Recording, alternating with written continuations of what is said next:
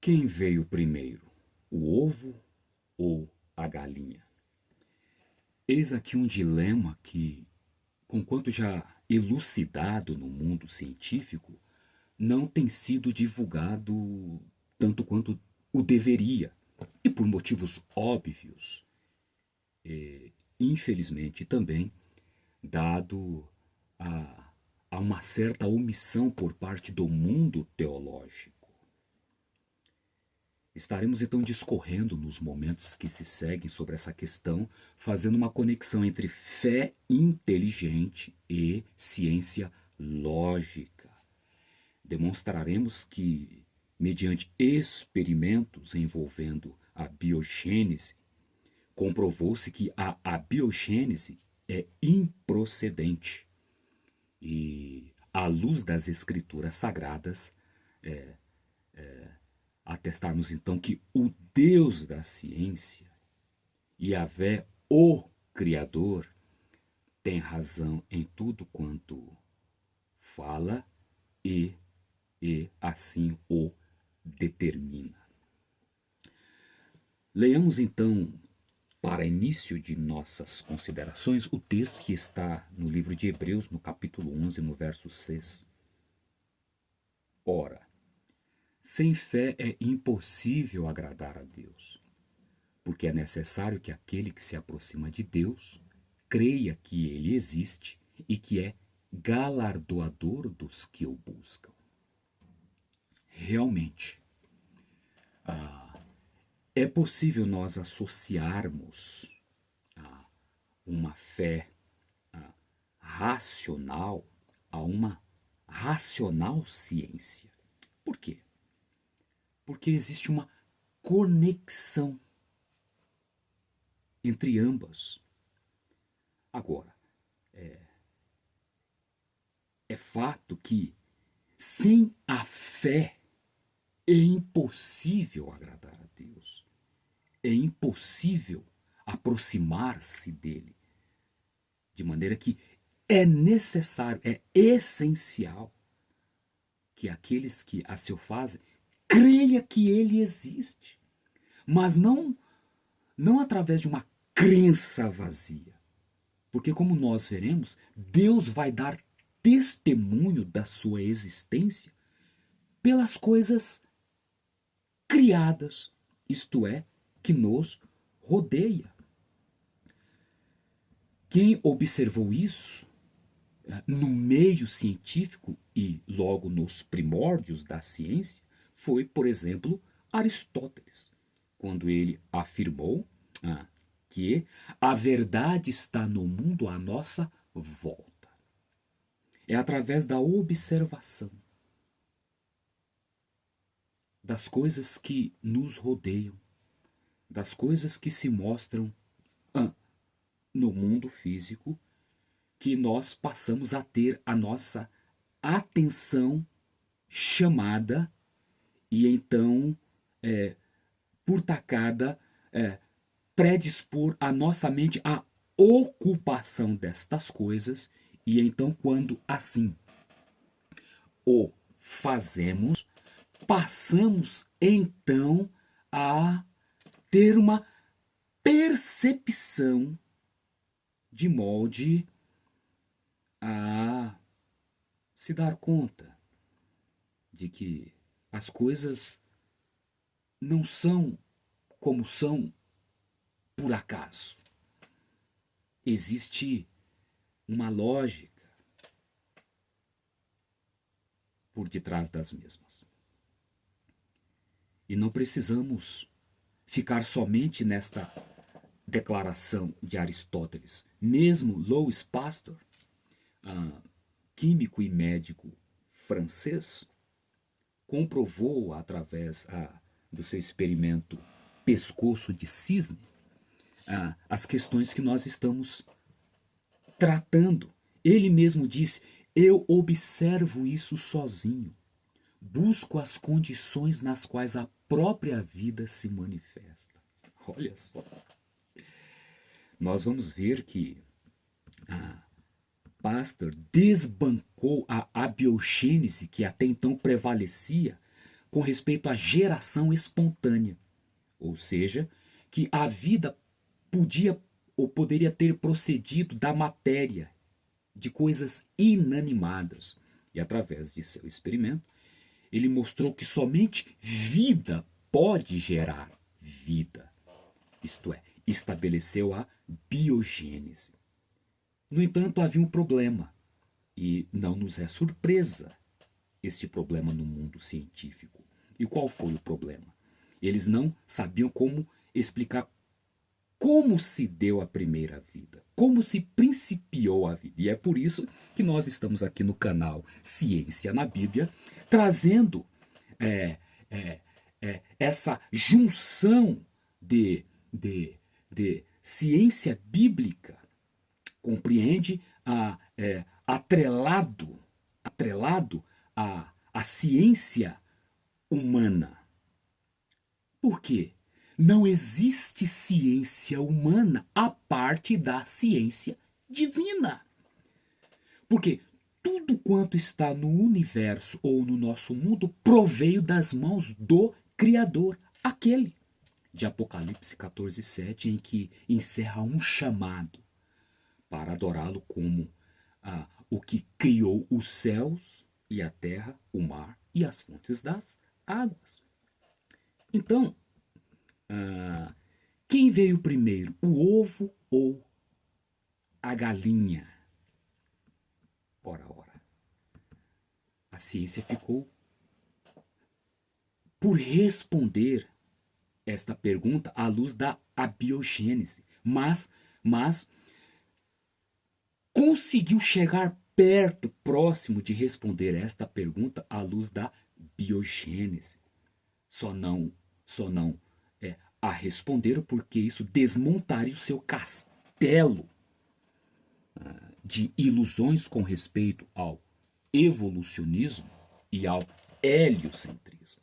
Mas agora nós, crentes na palavra de Deus, podemos sim somar conhecimento científico com conhecimento bíblico e demonstrar que, de fato, o experimento de Pasteur comprovou uma grande verdade e o ápice desta verdade está na palavra. É óbvio que quem veio primeiro foi a galinha, pois, caso contrário, quem botou o ovo? Quem chocou o ovo? Quem alimentou o pintinho?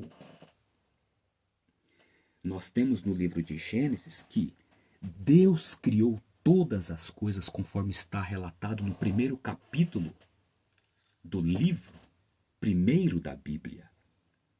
Deus criou todas as coisas e dentre estas criou os animais. Então, ao criar a galinha,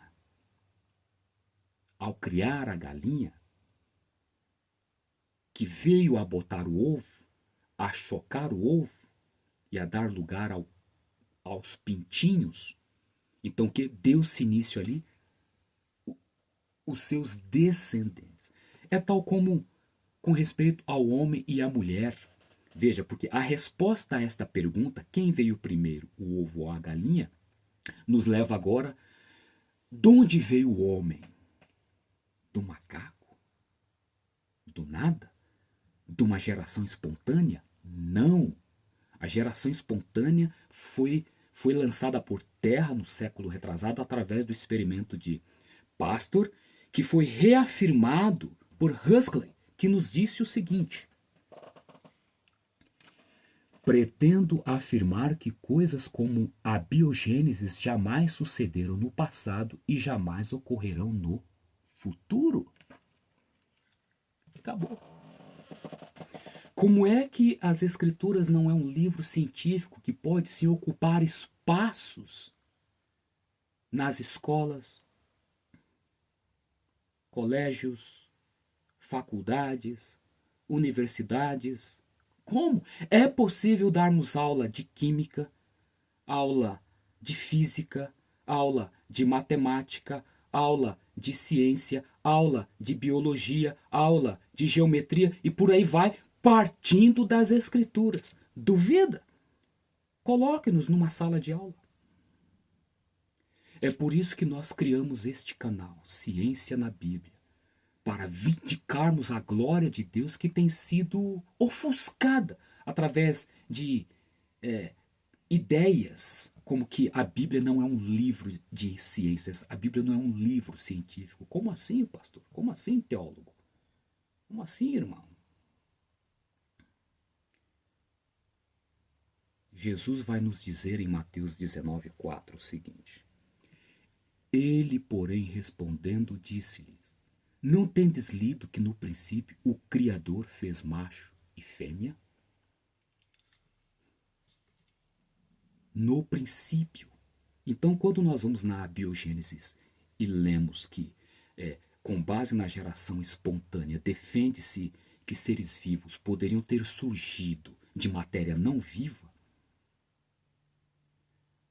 passamos a ver então que, através da própria biogênese, todos os seres vivos se originaram de outros seres vivos pré-existentes através da reprodução.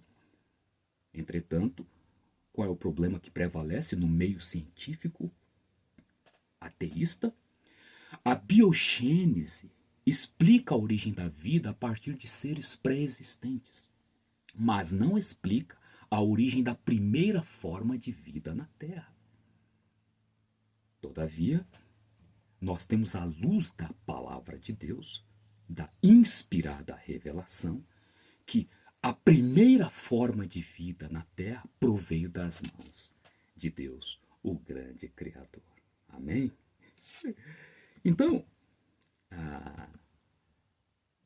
eis aqui uma fé inteligente naquilo que declara a palavra, associado a uma razão lógica, comprovada através de experimentos, mediante a observação, que o quê? Que há um Deus nos céus e que ele é, de fato, o Criador de todas as coisas. A fé vem pelo ouvir e ouvir a palavra. A fé ela não deve ser somente inteligente, mas deve ser principalmente incondicional. A fé não é uma questão de quantidade, não é quanto eu sei, quanto eu conheço das Escrituras Sagradas, mas sim quanto eu acredito naquilo que ela declara. Então não é quantidade, mas qualidade. Eu posso conhecer poucas coisas da palavra de Deus, mas se eu acredito naquilo que ela declara, eu sou muito mais rico espiritualmente falando do que aquele que conhece a Bíblia de Gênesis a Apocalipse. Então, nós lemos ainda em Hebreus 11:3, pela fé entendemos que foi o universo formado pela palavra de Deus, de maneira que o visível veio a existir das coisas que não aparecem.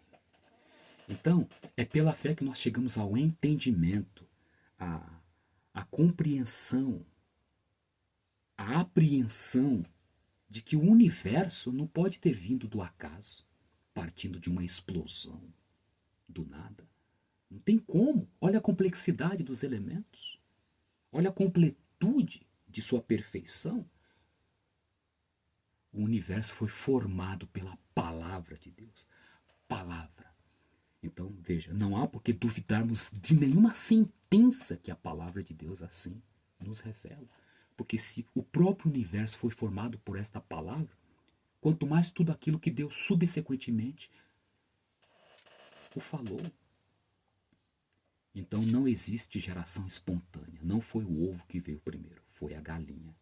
Através da biogênese. Vida gera vida.